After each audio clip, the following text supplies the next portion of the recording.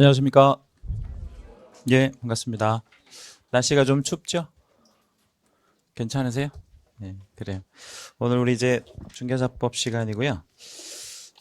지난주에 용어하고 우리 자격 제도에 대해서 좀 살펴봤었는데, 오늘 이제 지난주 거 한번 좀 복습 잠깐 하고요. 그리고 문제 오늘 우리 메일 정리 노트 나간 거 있죠, 그죠? 예, 요거 한번 풀고 수업 시작하도록 할게요. 이 메일 정리 노트는 9시 50분 정도까지 오셔서 이렇게 좀 풀어보시면 더 효과가 있을 것 같아요. 그래서 10시에 딱 오셔가지고 하지 마시고 미리 한번 풀어보시는 거 권해드립니다. 자, 우리 이제 지난주에 용어의 정의에서 다루었던 부분 중에서 가장 중요한 거는 이제 중개와 중개업을 구분하시는 거라 그랬어요. 중개는 뭐를 뭐 하는 것이다라고 간단히 정의한다 그랬죠? 중개는 행위를 알선하는 것 이렇게 이제 정의한다 그랬어요. 중개란 행위를 알선하는 것. 자, 그렇다면 중개업은 뭐라고 정의하죠? 중개업은 다른 사람의 의뢰 있어야 되고요. 의뢰라는 것이 꼭 있어야 됩니다. 플러스 뭐요? 일정한 보수를 받고 그리고요. 중개를 업으로 향할 때 이제 이걸 중개업이다 이렇게 얘기했죠, 그죠? 자, 그러면 이 두 가지의 궁극의 차이는 뭐라 그랬죠? 중개와 중개업의 차이점. 중개와 중개업의 차이점. 그러니까 예를 들자면 중개업은 뭐가 있어야 되겠어요? 의뢰라는 게 꼭 있어야 되고, 그 다음 보수라는 게 있어야 되고, 그리고 뭐 이어야 할 것? 뭐 요게 이제 중개와 차이점인데 궁극의 차이는 중개는 말 그대로 누구나 해도 된다 그랬죠. 누구나. 왜냐하면 이건 국가에서 말리지 않을 거니까. 근데 중개업은 누구나 하는 게 아니라 그랬어요. 그럼 중개업은 누구만 하는 거죠? 누구만 하냐면 개공만 하는 거죠, 그죠? 개공만 하는 거예요. 만약에 이걸 개공 이외의자가 취급하다가 적발이 되면 이걸 소위 무등록 중개업 뭐 이렇게 표현한다 그랬고, 무등록 중개업에 적발이 되면 몇 년 몇 전에 3년 이하의 징역이나 3천만 원 이하의 벌금형을 받을 수 있고, 이게 이제 무등록 중개업 뭐 이렇게 얘기했었죠. 그래서 지난주에 우리 그 다뤘던 부분 중에서 가장 중요한 건 요거 두 개예요. 중개와 중개업을 반드시 구분하시는 거. 그럼 우리는 자격을 취득하는 궁극의 이유는 뭔가요? 중개를 위해서 아니면 중개업을 위해서? 중개업을 위해서 하는 것이다 이렇게 기억하시면 될 것 같아요. 자, 요거 메일 정리 노트 한번 좀 꺼내 보겠습니다. 자, 다 풀어보셨을 거라고 믿고요. 문제 한번 풀어볼게요. 1번. 공인중개사법 제2조 용어의 정의에서 중개라 함은 법 제3조 규정에 의한 중개대상물에 대하여 거래 당사자 간의 매매, 교환, 임대차, 행위를 알선하는 것을 말한다라고 했어요. 일단 핵심어는 행위를 알선하는 거잖아요. 그런데 그 행위가 뭐였죠? 여기서 말하는 행위는 매매, 교환, 임대차, 그 다음 뭐예요? 그 밖의 권리의 득실 변경을 시키는 행위까지 포함되어야 하죠. 여기서 말하는 매매, 교환, 임대차만 우리가 중개할 건 아니거든요. 그러니까 예를 들자면 우리가 저당권 설정하는 과정에도 개입할 수 있으니까 그 밖의 권리의 득실 변경에 관한 이 표현이 꼭 들어가줘야 돼요. 1번은 틀린 겁니다. 2번 개업공인중개사가 거래 당사자 쌍방으로부터 모두 의뢰를 받아야 하는 것은 아니며, 일단 단락을 한번 끊어 주시고요. 쌍방에게 의뢰받아도 중개에 해당됩니까? 이걸 우리 무슨 중개라고 얘기한다 그러죠? 양쪽에 의뢰받는 걸 우리 뭐라 그런다 그랬어요? 쌍방중개. 양쪽에 의뢰받는 거 쌍방중개. 그런데 거래의 일방 당사자의 의뢰에 의한 일방 중개도, 우리 일방 중개라는 말에다가 채색 하나만 좀 따로 하나 해주시고 형광펜 있으시면 별표도 좀 하나 따로 잡아주시고, 이게 아주 시험에 잘 나오는데 일방 중개도 중개에 해당됩니까? 예, 그렇습니다. 일방 중개도 중개에 당연 해당되죠. 그러니까 쌍방 중개는 양쪽의 의뢰를 받았을 때를 말하고, 일방 중개는요 한쪽 의뢰를 받았을 때도 중개에 해당이 된다라는 얘기겠죠. 3. 저당권 등 담보 물건도 중개 대상 권리가 되나?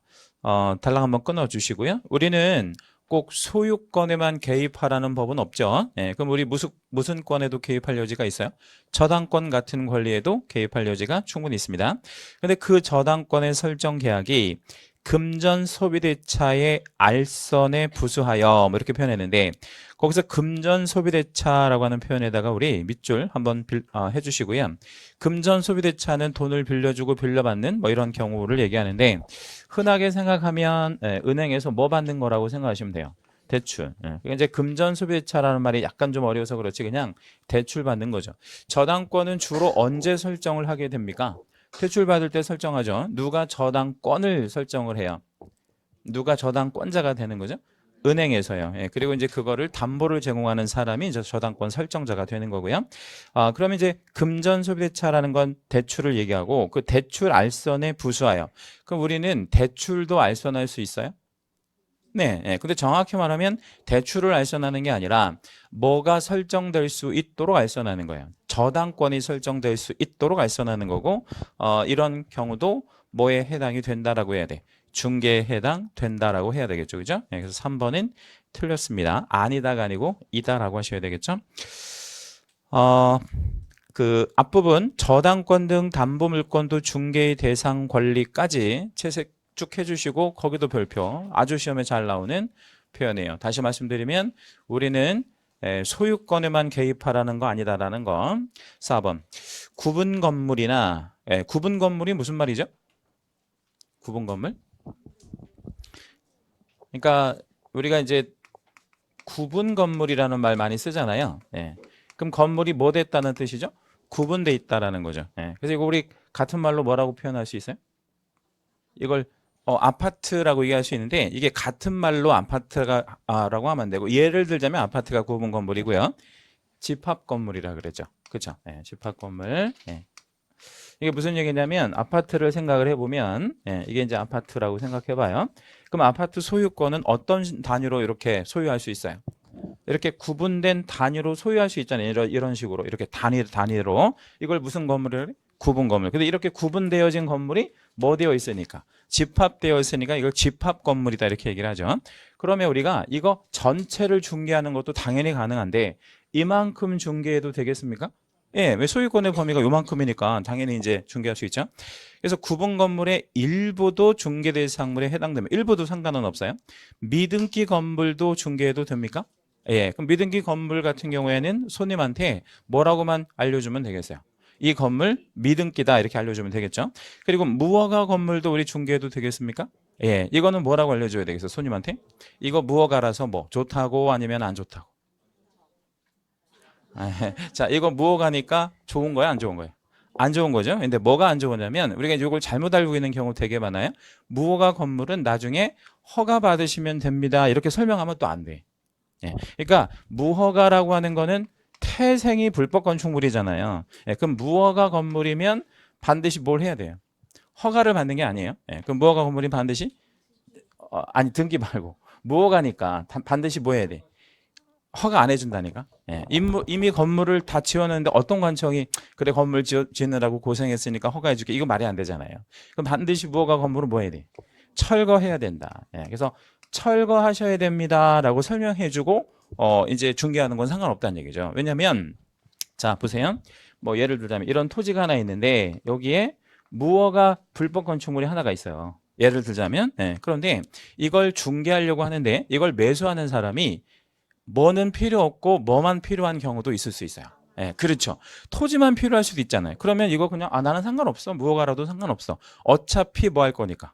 철거할 거니까. 이런 경우라면 중개해도 된다 안 된다? 된다. 그래서 미등기, 무허가 전혀 상관없어요.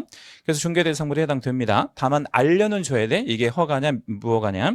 또한 아파트의 특정 동호수에 대한 피부장자가 선정되어 분양계약이 체결된 후. 자, 우리 그 특정 동호수에 대한에다가 밑줄을 하나만 해주시고요. 동그라미 번호 1번 한 번만 잡아볼게요. 분양권을 정의할 때는 첫째, 동호수가 특정이 돼야 돼요. 뭐가 특정?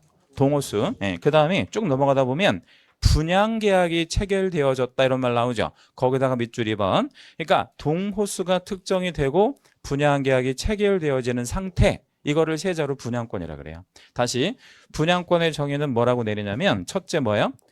동호수 특정. 그러니까 몇 동 몇 호 이렇게 지정이 돼야 되고 그 다음에 또 하나 뭐? 분양계약 체결. 이러면 그걸 분양권이라고 얘기하고 이런 분양권은 지금은 중개대상물이 아니지만 앞으로 건물이 될 수 있잖아요. 그럼 이걸 우리 대법원은 뭐라고 보냐면 장래의 건물로 보고 있다 이거예요. 그럼 거래할 수 있어요, 없어요? 있죠. 당연히 거래할 수 있습니다. 전체 5. 특수한 중개대상물인 임목과 공장 및 광업재단 등은 부동산은 아니지만 해서 단락을 한번 끊어 주시고요. 여기까지 OX. 제가 지난주에 이런 그림 한번 그려드렸던 적이 있어요. 부동산이라는 그림 안에, 그죠? 예. 이 안에 뭐가 포함되는 개념이라 그랬죠? 중개 대상물. 그러면 임목은 어디에 위치하죠? 여기에 들어가잖아요. 예. 그러면 임목은 여기에 들어가니까 임목의 위치를 한번 확인해 봐요. 임목은 부동산이다, 동산이다. 부동산이어야죠. 공장재단, 광업재단, 동산, 부동산? 부동산이죠. 예. 그러니까 모든 중개대상물은 뭐여야 한다? 부동산이어야 하는 거예요. 예. 그래서 임목도 공장재단, 광업재단도 모두 부동산에 해당이 됩니다. 예. 그러니까 우리가 부동산이라고 하는 개념을 꼭 토지와 건축물만 생각하시면 안 돼. 나중에 이제 우리 민법 시간에 그런 것도 배워요. 선박이라고 하는 거 있죠, 그죠? 선박? 예. 선박도 나중에 뭘로 배우냐면 준부동산. 예, 이것도 부동산으로 본단 말이에요. 항공기도 마찬가지고. 예, 그래서 꼭 토지와 건물만 생각하시면 안 돼. 이런 건 특수한 부동산이에요. 따라서 중개 대상물에는 해당한다라고 했는데 뒷부분은 맞죠. 예, 뒷부분은 맞는데 앞부분 도입 부분이 틀렸어요. 부동산이어야 중개 대상물도 되는 겁니다. 자, 6번. 만 19세에 달하지 아니한 외국인. 그러면 얘는 지금 두 가지 핸디캡이 있어요. 만 19세에 달하지 않았으니까 뭐죠? 미성년이에요. 예, 그리고 국적도 대한민국 사람도 아니에요. 외국인이죠. 그죠? 예, 그러면 다음 물어보는 게 시험은 볼 수 있냐 이렇게 물어보는 거잖아요. 그럼 시험은 볼 수 있죠. 시험은 누구나 볼 수 있다 그랬잖아요. 그죠? 예, 그러니까 자격 시험에 응시할 수 있으나 시험 볼 수 있어요. 개업 공인 중개사 등이 될 수는 없다. 요건 이제 우리 지난주에 말씀 안 드린 건데 오늘 위치도 나갈 부분이긴 해요. 그러니까 6번에서 얘기하고자 하는 건 뭐냐면 시험을 보는 것과 개업공인중개사 등이 되는 것은 별개다라는 거지. 예, 다시요. 뭐를 보는 거? 시험을 보는 것과 개업공인중개사 등이 되는 것은 별개다. 그러면 미성년자가 뭐까지는 할 수 있는데 시험은 볼 수 있는데 개업공인중개사가 될 수는 없어요. 이제 그거는 오늘 우리 배울 거고요. 그런 걸 결격사유라고 합니다. 그러니까 6번은 맞는 표현이에요. 7번. 시험에서 부정한 행위를 한 응시자는 그 시험을 무효로 하고 부정행위자는 그 시험 당연히 뭘로 해야 되는 게 맞아요. 무효 처분하는 거 맞죠? 예, 근데 그 시험 시행일로부터 5년간 응시 자격을 정지한다. OX. X죠? 예, 이거 함정 한번 찾아보세요. 시험 시행일이 틀렸어요. 예, 저 거기다 우리 채색 하나만 해볼게요. 시험 시행일이 아니고요. 제가 지난주에 이거 특별히 좀 강조해 드렸는데 뭐한 날로부터라 그랬죠? 무효처분일. 시험일로부터 아니에요. 무효처분일로부터 5년간 응시 자격을 정지한다. 네, 이렇게 들어가는 게 맞습니다. 7개 다 맞으신 분 손 한번 들어보세요. 7개 다 맞았다. 난 7개 다 맞았다. 한 분도 안 계시네. 네, 그래요. 자, 그러면 6개 맞았다. 6개. 몇 분 안 계시네. 네, 그래요. 5개 이상 맞았다. 나는 5개 이상. 네, 내리십시오. 예. 제 탓인 것 같아요. 제가 강의를 개떡같이 해가지고. 예. 자, 우리가 보고 있는 이 그 OX 문제는 조금 난이도가 어려운 겁니다. 예, 조금 어려운 건데 중요한 포인트 위주들 좀 자꾸 잡아드리고 있으니까 이거 좀 잘 철해 놓으시면 나중에 좀 중요한 자료가 될 수 있을 것 같아요. 자, 우리 오늘 수업 나가도록 할게요. 책 64페이지 가겠습니다. 책 64페이지. 제3절 공인중개사 정책심의위원회 이런 게 있죠. 공인중개사 제도가 하나의 제도거든요. 그래서 그 공인중개사라는 제도를 좀 효율적으로 운영하기 위해서 국토교통부 안에 정책심의위원회라는 거를 둘 수 있도록 이렇게 이제 법에 근거를 두고 있습니다. 그래서 이제 주문을 좀 하나 읽어보도록 할게요.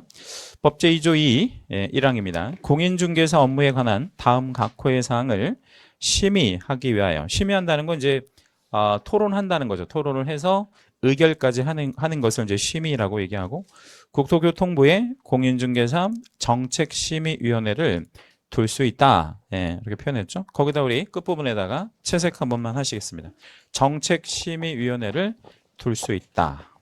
정책심의위원회를 둘 수 있다. 거기다 우리 별표도 한번 하겠습니다. 두 가지 기억하셔야 돼요. 예, 정책심의위원회는 어느 부서에 둘 거죠? 국토교통부. 예, 그 다음에 또 하나는 두어야 한다 아니면 둘 수 있다. 예, 둘 수 있다. 예, 좀 주의하셔야 돼요. 지난주 배우신 거 한번 복습 한번 해볼게요. 시험의 원칙적인 시행권자가 누구라 그랬죠? 시도지사예요. 예, 그래서 정책심의위원회를 시도 내에 둘 수 있다 이런 식으로 나올 수 있어요. 예, 근데 시도 내에 두는 거 아니에요. 왜냐하면 시도 내에 정책심의위원회를 만약에 두게 되면 우리나라의 시도가 서울에서 세종시까지 17개나 있는데 정책심의위원회가 17개나 필요 없잖아요. 예, 그래서 이거는 국토교통부. 예, 그리고 이거는 이거 없이도 과거 한 40년 동안 잘 공인중개사 제도가 운영되어 왔기 때문에 반드시 두어야 하는 것은 아니에요. 예, 그럼 이거는 뭐다라고 그냥 표현하면 돼요? 둘 수 있다. 임의기구라는 거. 예, 그것만 좀 기억해 주시면 되겠고요. 밑에 이제 본문 내용으로 한번 내려와 볼게요. 예, 밑에 쭉 내려오시면 중간 정도에 보니까 정책심의위원회 심의사항 이렇게 있죠. 그래서 네 가지를 보통 이제 심의하는데, 제일 처음에 이제 손해배상 책임, 손해배상 책임 보장에 관한 사항, 어쩌어찌 하면 이제 손해배상 해줘야 되는 부분, 그리고 이제 공인중개사 자격시험 등 자격 취득에 관한 사항, 뭐 이런 것들, 그리고 3번에 보면 중개부수의 변경에 관한 사항, 그 다음에 4번 부동산 중개업의 육성에 관한 사항, 뭐 이런 식으로 네 가지를 심의 의결을 할 건데, 왼쪽 보조단에다가요, 간단히 한번 적어놔 볼게요. 우리 이제 공인중개사 자격을 취득하는 일부터 한번 시작을 해보죠. 왜냐면 가장 시간적인 순서로 보면 자격을 취득하는 거니까. 자, 우리가 자격을 취득하면 취득한 사람 부르는 말이 뭐죠? 공인 중개사가 되죠. 이 취득한 사람은 무슨 산업에 종사할 수 있어요? 부동산 중개업이라고 하는 산업을 종사할 수 있죠. 그 중개업이라고 하는 산업을 뭐 하는 일? 육성하는 일을 또 우리가 심의 의결로 뭔가 결정할 거예요. 그런데 부동산 중개업을 육성하려면 이 사람들이 뭘 잘 받을 수 있도록 해줘야 돼요. 이 산업을 육성하려면 이 사람들이 뭐를 잘 받을 수 있도록 해야 돼요. 보수. 보수. 오늘 우리 저 지하철 노사 분규 뭐 이런 거 해결됐다고 그렇게 뭐 타협했다고 이렇게 나오던데, 그냥 그러면 우리 저 지하철 공사에 근무하시는 분들은 왜 그러면 그 은행도 안 하고 그러는 거예요? 집단 행동을 하는 거예요. 뭐 결국에 임금 때문에, 궁극적으로 임금 때문에 그렇죠. 그러니까 그들이 보수를 잘 받을 수 있도록 하는 게 중요하죠. 그래서 보수. 그리고 이들이 사고 치면 뭐 하는 일? 책임지는 일, 책임도 져야 될 거예요. 사고 치면. 그래서 이거를 한 사이클로 한번 좀 기억을 해보고요. 암기를 하실 필요는 없고, 취득, 육성, 보수, 책임, 요 네 가지를 심의 의결로 정한다. 다시 한번요. 취득은 뭘 취득하죠? 자격. 그래서 이들이 이제 중개업이라고 하는 산업에 진출할 텐데, 그 산업을 뭐하고? 육성. 그리고 어떻게 하면 육성이 된다고 그랬죠? 보수를 잘 받을 수 있도록 보수에 관한 일, 그리고 마지막으로 이들이 사고치면 책임지는 거, 이렇게 일련의 내용들을 심의 의결로 결정한다. 뭐 이거를 암기할 정도는 아니고 이렇게 흐름으로 기억해 주시면 되겠어요. 그 다음에 이제 우측에 보면 65페이지입니다. 정책심의위원회의 구성과 운영 뭐 이렇게 있는데 한번 읽어볼게요. 심의위원회는 위원장 1명을 포함해서 7명 이상 11명 이내의 위원으로 구성한다라고 했는데, 거기다 우리 채색 하나만 하겠습니다. 위원장 1명을 포함 7에서 11명 이내의 위원들로 구성까지 쭉 한번 채색해 주시고요. 우리 과목에 위원회가 2개가 있어요. 여기 지금 보시는 정책심의위원회라는 위원회가 하나 있고, 또 하나는 우리 이제 협회 쪽에 가보면 공제사업 운영위원회가 있는데, 그 공제사업 운영위원회는 밑에다가 한번 좀 간단히 이렇게 화살표 한번 해주시고요. 공제사업 운영위원회 뭐 이런 것들이 있어요. 우리 이제 과목에서는 이렇게 2가지 위원회가 있는데, 여기는 19명 이내로 구성하도록 정하고 있는데, 자, 우리 과목에서 제법 숫자들이 좀 많이 나와요. 숫자 뭐 이제 날짜 같은 거 뭐 5일이냐 7일이냐 15일 이런 날짜도 많이 나오고 사람 숫자도 좀 제법 잘 나오는데 숫자를 암기하실 필요는 없어요. 여기서 7명에서 11명 이내 뭐 이렇게 그 구체적으로 숫자를 암기하실 필요는 없는데 헷갈린단 말이에요. 뭐가 헷갈리냐면 공제사업 운영위원회는 몇 명 이내로 구성한다고요? 19명. 예. 그럼 만약에 여러분이 출제위원이면 출제를 하겠다. 여기서 만약에 그렇다면 7명에서 11명을 몇 명으로 바꿔가지고요. 19명으로 바꿔서 내겠죠, 그죠? 그러니까 이건 숫자를 암기할 게 아니고 어떤 게 좀 많이 필요하고 어떤 건 좀 뭐 적게 필요한 이런 개념 정도만 이해하고 계시면 돼요. 이걸 일일이 암기하실 수가 없으니까. 암기는 이제 나중에 최소화시켜서 한번 좀 할 수 있도록 해보고 그 다음에 이제 밑에 보면 위원장이라는 제도가 있는데 위원장은 국토부 누가 되냐면 1차관 거기도 우리 채색 한 번만 하시겠습니다. 국토부 제1차관이 위원장이 된다. 국토부에는요 일단 제일 높은 사람이 누구죠? 국장. 그 다음 누가 있어요? 국장 바로 밑에 뭐예요? 차관인데 차관이 2명 있어요. 몇 차관 몇 차관? 1차관 2차관 있는데 여기서는 1차관이 선임 차관이니까 실상 국토부에서 누구 빼고는 가장 상급자야. 국장 빼고는 가장 상급자가 국토부 1차관이다 이렇게 생각하시면 되겠습니다. 근데 한 가지 좀 흥미로운 거는 왜 국토부 1차관을 위원장을 삼고 국장이 위원장이 아닐까 이게 좀 궁금하지 않아요? 만약에 여기에다가 국장이 위원장이다 그러면 나중에 시험에서 문제가 생기면 누가 옷 벗고 나가야 되겠어요? 국장이. 그러니까 국장이 그런 거 하기 싫으니까 누구를 위원장으로 앉힌 거예요? 국토부 1차관. 이제 앉히게 된 거죠. 예전에 이제 15회 때는 시험이 굉장히 어려웠었어요. 그래서 이때 응시가 24만 명 정도 봤는데요. 응시. 원서는 30만 명 넘게 이렇게 원서를 내고요. 근데 이때 몇 명이 붙었냐면 1112명인가 이렇게 붙었어요. 이렇게 합격. 그러니까 몇 명이 떨어진 거죠? 23만 명이 실제 시험을 봐서 1112명이 합격을 했다고요. 그러니까 몇 명이 떨어진 거예요? 23만 9천 명이 떨어진 거지. 그냥 단순 계산해 가지고요. 이게 떨어진 사람들이 그냥 수긍을 했을까 아니면 어디로 몰려갔을까요? 어디로 몰려갔겠죠. 그래서 어디로 몰려갔냐면 과천 정부 청사로 이제 몰려간 거죠. 그래서 과천의 정부 청사를 점거했어요. 그래서 우리나라 건국 이후로 정부 청사가 점거되는 사상 초유의 사태가 발생이 된 게 15회 때죠. 그래서 이 사람들이 점거해가지고 누구 나오라고 했을 것 같아요? 국장. 왜냐하면 당시에 시험에 총괄하는 책임자가 국장이었으니까. 그래서 국장은 머릿속에 생각을 그때 했겠죠. 뭐라고 생각을 했겠어요? 공인중개사 시험에 내가 책임을 지다가는 4명에 이거 못 살겠구나 이렇게 생각을 해서 바꾼 거예요. 누구로 바꿨다?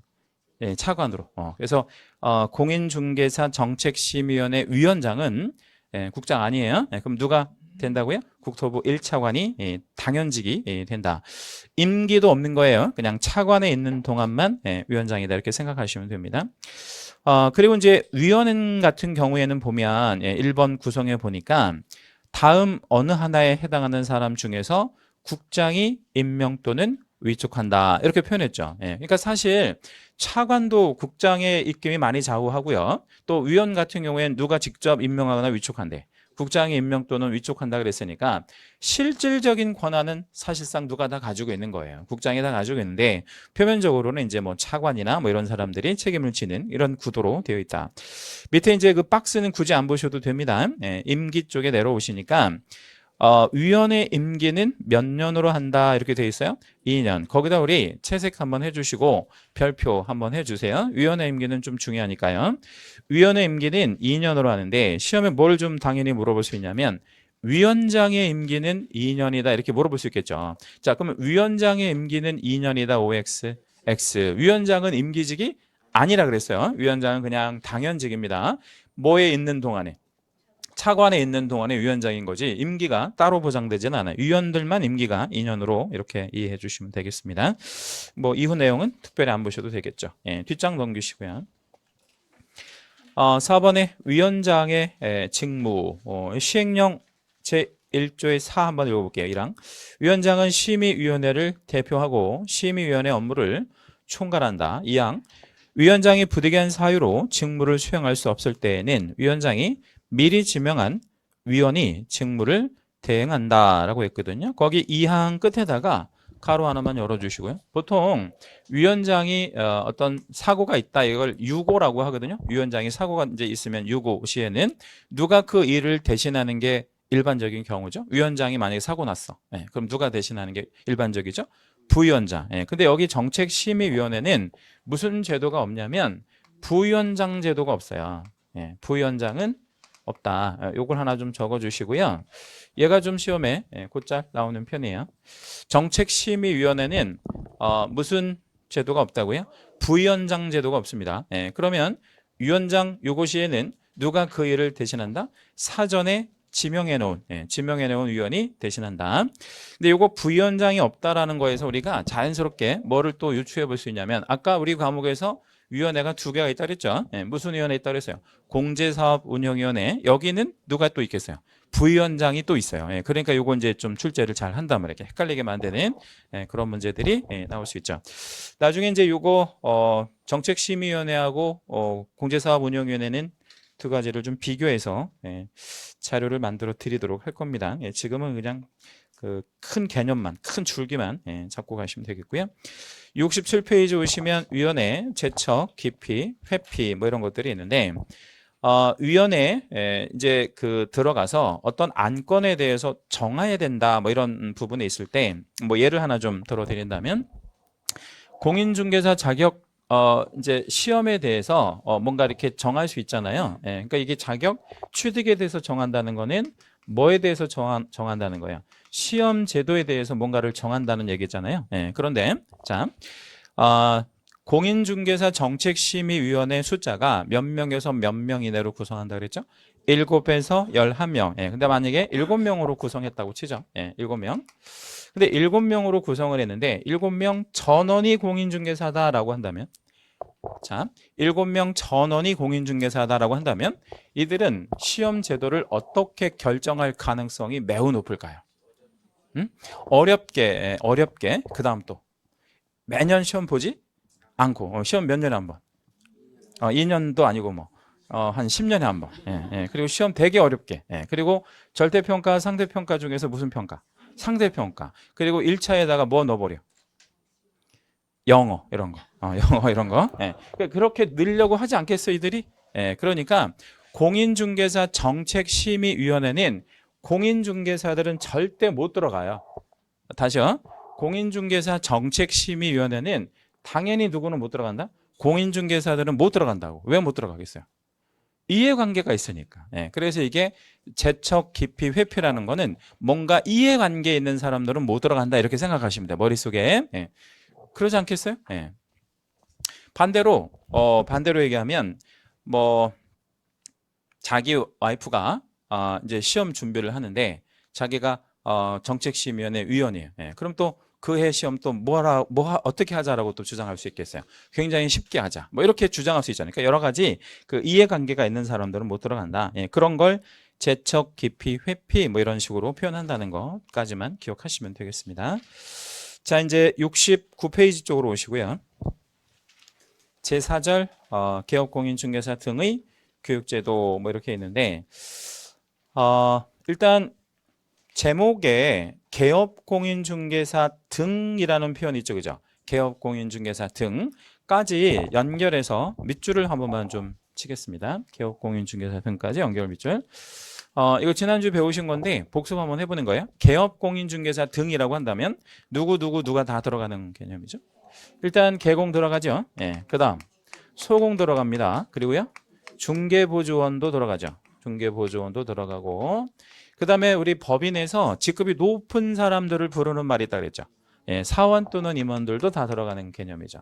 그래서 실제 중개업에 종사하는 모든 사람들을 통칭해서 부르는 말이 개업공인중개사 등이란 말이에요. 근데 모든 사람들은 교육을 받아야 돼. 그래서 우리 그 교육제도를 좀 한번 살펴볼 건데 여기 4절에다가는요 여러분 맨 뒤쪽에 표지 포함해서 2번째 장 한번 가볼까요? 맨 뒤쪽에 가보면 표지 바로 앞장에 보면 이렇게 뭐 스티커를 이렇게 만들어 놓은 데가 있어요. 스티커 이렇게 이렇게 스티커 스티커. 스티커에서 중요라는 스티커 하나만 떼볼게요.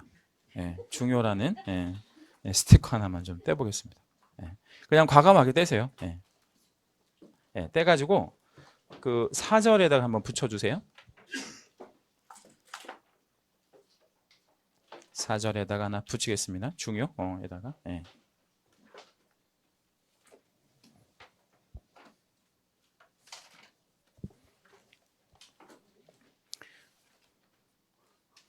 지금 뭐 하는 거냐면요. 중요하다고 표시하는 거예요. 중요하다고 표시하는 겁니다. 자, 교육제도에 보니까 뭐 매년 나오잖아요. 그래서 한 문제 꼭 나오는데 이쪽에서 나오는 문제는 무조건 맞추셔야 돼. 그냥 거저 주는 문제나 마찬가지니까 반드시 득점할 수 있도록 하시고, 자, 일단 교육의 제목에다가 좀 한번 채색을 한번 해볼 건데요. 제일 처음에 무슨 교육이라는 말이 나옵니까? 실무교육 채색 한번 해주시고, 자, 뒷장 한번 넘겨볼게요. 뒷장 넘기시면 또 무슨 교육이 있어요? 연수교육이 있습니다. 여기도 제목에다가 채색하시고, 그 다음에 3번 맨 밑에 쭉 내려오면 무슨 교육 있죠? 직무교육이라는 게 있습니다. 직무교육에다가도 채색 한번 해주시고, 한 장 넘겨볼게요. 마지막 5번에 보면 사고예방교육이라는 거 있죠. 여기도 우리 채색 하나만 해주시고요. 사고예방교육. 자, 그러면 교육에는 몇 가지 교육이 있다? 4가지. 자, 어떤 교육 있죠? 실무교육, 그 다음 연수교육, 그리고 직무교육, 그리고요 사고예방교육, 이렇게 4가지 교육이 있다. 이렇게 이제 되어 있는데, 일단 제가 중요한 포인트 하나만 좀 간단히 메모 한번 해드릴게요. 요거 우리 여백에다가 한번 우리 위에다 뭐 하나 좀 적어주세요. 교육제도가 일단 무슨 교육이 있죠? 실무교육이라는 게 있어요. 이 실무교육은 누구를 대상으로 하는 거냐면요. 개공이 되려는 자를 대상으로 해요. 누구를 또 되려는 자도 교육을 받아야 되냐면 소공이 되려는 자. 자, 근데 여기서 이제 조금 우리가 전개를 해봐야 될 게 있어요. 개공이 되려는 자 이러면 개인인 개공이 있고 법인인 개공이 있잖아요. 그럼 개인인 개공 같으면 누가 교육받으면 되겠어요? 개인인 개공 같으면 그 본인이 받으면 되겠죠, 그죠? 근데 법인에서는요. 법인에서는 사실은 법인이 교육을 받아야 되는데 아시다시피 법인이 사람이 아니니까 교육을 받을 수가 없잖아요. 그래서 누가 대신 받는 거냐면 사원 또는 임원이 받아요. 근데 이게 3분의 1 받고 뭐 2분의 1 받고 이런 게 아니라 전원 다 받아야 돼요. 그리고요. 다음 주 정도에 이제 요 개념이 나올 건데 법인에서는요. 주된 사무소라고 하는 게 있어요. 일반 회사로 말하면 본점. 그리고 지점 같은 것도 있겠죠. 그래서 이게 지점을 우리 중개사무소에서는 분사무소라고 얘기하거든요. 근데 그 분사무소에서 우리가 사고 치면 누군가 책임질 사람이 있잖아요. 그래서 법인에만 존재하는 개념들인데 책임자라는 개념이 존재해요. 그럼 다시 한번 말씀드릴게요. 사원 또는 임원은 어디에만 존재한다고요? 법인. 책임자도 어디에만? 법인에만 있는 거예요. 개인한테는 없는 거예요. 그러니까 개공이 되려는 자 이러면 개인 같으면 개인이 받으면 되는 거예요. 근데 법인에서는 누가 받을 수밖에 없어? 사원 또는 임원과 책임자가 받는 거예요. 대신 언제 받아요? 개공이 되고 나서 아니면 되기 전에? 되기 전에 받는 교육이다 이렇게 생각하시면 돼요. 그러면 중개보조원은 무슨 교육을 받아야 되겠어요? 아니 이제 소속 공인중개사도 이제 이 교육을 받아야 될 거 아니겠어요? 그래서 이제 이 사람과 이 사람을 제외하면 뭐가 남냐면 중개보조원이 남죠. 그럼 중개보조원은 무슨 교육을 받냐면 직무교육이라는 걸 받아요. 자, 그럼 얘는 누가 받는다고요? 중개보조원. 이렇게 받는데 중개보조원이 되고 나서 아니면 되기 전에. 그래서 되려는 자라고 표현하시면 돼요. 그러니까 여기서는 얘가 좀 중요하고요. 직무교육은 뭐가 되려는 사람? 중개보조원이 되려는 사람이 받는다. 그러면 되기 전에 아니면 되고 나서. 되기 전에 받는 교육이다. 이렇게 생각하시면 되고요. 자, 그러면 여기서 다시 한번 묶어볼게요. 우리 개공하고 소공은 일단 이 개공하고 소공이 되어지면 교육을 한 번도 안 받는 게 아니고 업무를 영위하는 동안 계속 교육을 받아야 돼요. 그래서 그걸 무슨 교육이라고 하냐면 연수교육이라고 하는데 이 연수 교육은 이 둘만 받는 거예요. 누구랑 누가 이제 개공과 소공이 되어지고 난 이후에 2년마다 이제 연수 교육이라는 교육을 또 받아야 돼요. 해서 일단 교육 제도는 요렇게가 좀 중요한 포인트예요. 먼저 사고 예방 교육도 있긴 한데 그거는 뭐 거의 시험에 나오지 않으니까 요렇게 세 가지 교육만 좀 기억하시겠습니다. 자, 뭐가 되기 전에 받는 교육 있죠? 개공과 소공이 되기 전에 받는 교육이 뭐라고요? 실무. 그 다음에 중개보조원이 되기 전에 받는 교육은 직무. 그 다음에 이미 개공과 소공이 되어진 이후에 받는 교육인데 이게 몇 년에 한 번씩 교육받는다고? 2년에 한 번씩 교육받는 거, 이걸 연수 교육이다. 이렇게 이해하시면 됩니다. 자, 그러면 지금 현재 개업 공인중개사들은요. 현재 개업 공인중개사들은 모두 뭐를 받았겠다? 실무교육. 그리고 오래된 사람들은 2년에 한 번씩 무슨 교육도 받고 있다. 연수교육도 받고 있다. 자, 그럼 연수교육은 소공도 받는 건가요? 예. 그래서 계약서 쓸 수 있는 사람들은 다 몇 년에 한 번씩, 2년에 한 번씩 교육 받아야 돼. 이걸 일단 뼈대라고 생각을 좀 해주시고 기억을 좀 하고 계시면 한 문제는 당연히 맞출 수 있다. 이 교육에서는 늘 한 문제가 나오니까요. 자, 그럼 이제 우리 책에서 간단히 이제 좀 중요한 것들 포인트들 좀 하나씩 잡아 드릴게요. 거기 실무교육 쪽에서 보면 동그라미 1번에 보면 등록 신청일 전 1년 이내에 뭐 이런 말 나오죠. 거기다 우리 채색 하나만 해주시겠습니다. 그러니까 실무교육은 되기 전에 1년 이내에 받았어야 돼. 그러니까 되기 1년 이내에 받았다라는 얘기는 실무교육 받은 지 2년 됐다. 예를 들어서 그럼 어떻게? 다시 받아야 되는 문제가 생긴다는 거죠. 그러니까 최신 교육을 받아야 돼. 1년 전에 교육을 받았어야 된다는 거 기억해 주시면 되겠고요. 쭉 내려가시다 보면 동그라미 4번에 보면 소공은 개공의 고용신고일 직전 1년 이내. 거기도 우리 채색 하나만 해볼게요.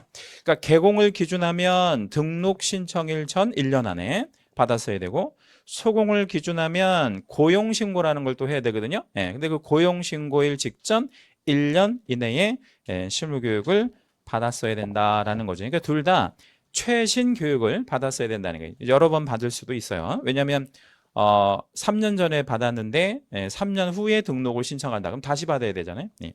그 다음에 이제 실무교육의 내용까지 내려와 볼게요. 쭉 내려오면 교육의 내용에 보면 첫 줄 끝부분에 보면 법률 지식이라는 말이 나오네요. 법률 지식에다가 채색 하나만 하시겠습니다. 법률 지식.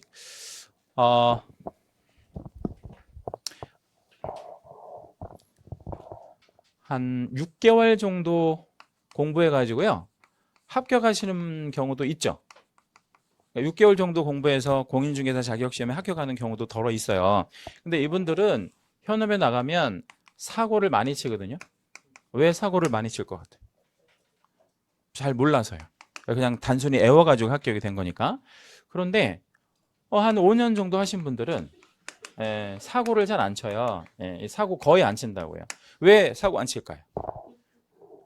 이제 모든 내용들을 다 이렇게 통달하셨기 때문에 사고 안 친다고. 그래서 여러분 중개사고라는 거 이제 우리 12월부터 이제 제가 우리 여기 학원에서 중개사고 강의하고 그럴 건데 여러분하고는 이제 상관은 없는 얘기예요. 근데 이제 그 현업을 나가려면 중개사고가 뭔지 어떻게 해야 사고를 안 당하는지 이걸 좀 알고 나가야 되잖아요. 그래서 왜 그런 그 계획들 갖고 계시죠. 내가 시험에 합격해도 막바로 개업할 게 아니라 소공으로 좀 근무하고 개업해야지 이런 계획 갖고 계신 거 맞죠, 그죠? 근데 그거 왜 그런 생각을 갖고 있는 거예요? 그게 잘못되지 않았고 그게 맞는 얘기예요, 사실은.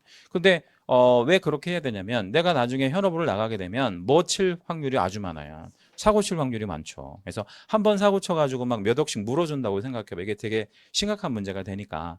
그래서 학원을 오래 다니시라는 게 아니에요. 근데 오래 다니시라는 게 아니고 법률 지식이 부족할 수 있다는 거 6개월 정도 공부해가지고는. 그래서 그 부족한 부분을 채워주기 위해서 국가가 의무적으로 개공이나 소공이 되기 전에 무슨 교육을 받고 나가라 이렇게 얘기하는 거예요. 실무교육. 그러면 이 실무교육장에 가면 어떤 내용들을 강의할 것 같아요?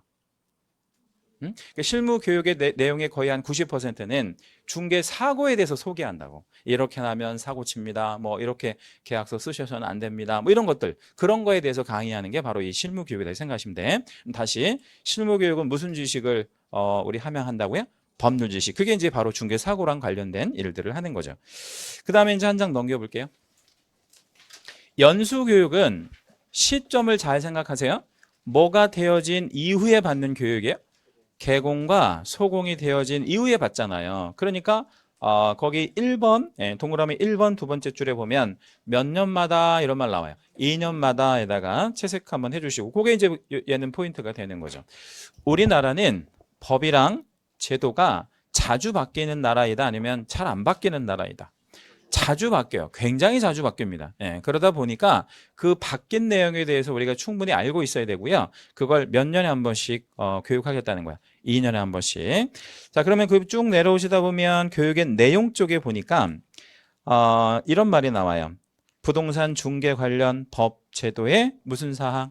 변경사항. 거기다 우리 채색 하나만 하겠습니다. 법이랑 제도의 변경사항. 그러니까 교육의 내용만 읽고 이건 무슨 교육이구나. 교육의 대상만 듣고 이건 무슨 교육이구나. 이렇게 대충 알고 계셔야 돼요. 그리고요. 4번까지 쭉 내려오면 위반시 제재 이런 말 나오는데 그 위반시 제재 쭉 넘어가다 보면 얼마 이하의 과태료라고 돼 있어요. 500만 원 과태료. 거기다 우리 채색하시고 별 2개 잡을게요. 그렇게 하고 칠판을 잠깐 보겠습니다. 요걸 가지고 한번 답변해 주세요. 실무 교육을 안 받으면 무슨 불이익이 있을까요? 이걸 안 받아. 예를 들자면 그러면 어떤 현실적인 불이익이 있을까요? 이걸 안 받으면 개공과 소공이 될 수 없다. 이게 현실적인 불이익이죠. 자, 그럼 반대로 직무 교육을 안 받으면 무슨 불이익이 있을까요? 중개보조원이 될 수 없겠죠. 그러니까 얘랑 얘는 되려는 사람을 대상으로 하잖아요. 그러니까 이걸 안 받으면 뭐가 될 수 없는 거야. 개공이랑 소공이랑 중개보조원이 될 수가 없죠. 그죠? 그런데 얘는 좀 다르잖아요. 이미 뭐가 되어진 사람을 대상으로 하는 거예요. 개공과 소공이 되어진 사람을 대상으로 하니까 이걸 안 받으면 이게 될 수 없다 이렇게 할 수 없잖아요. 이미 되어진 사람이니까.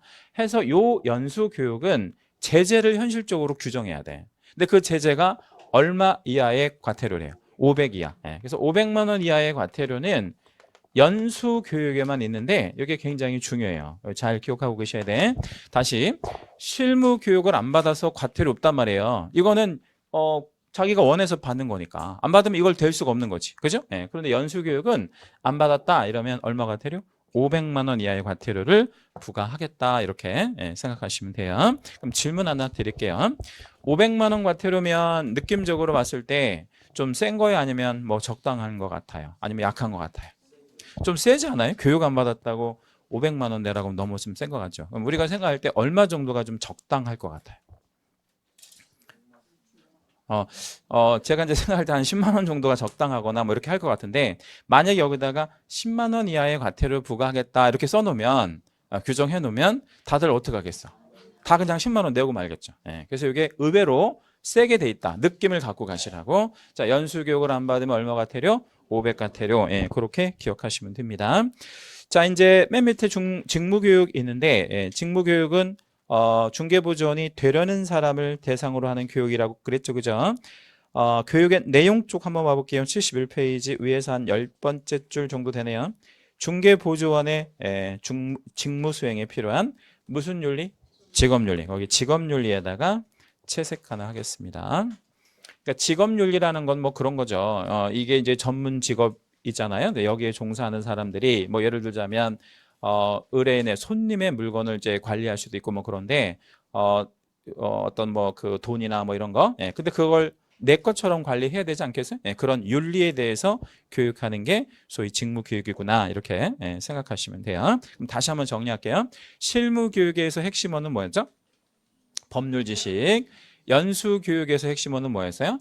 변경사항. 그다음에 직무 교육에서 핵심어는 직업윤리. 이렇게 세 가지가 핵심어예요. 그렇게 좀 정리해 주시면 되겠고 밑에 이제 교육 지침이나 이런 건 뭐 특별히 안 보셔도 돼요. 뒷장 넘기시고 72페이지.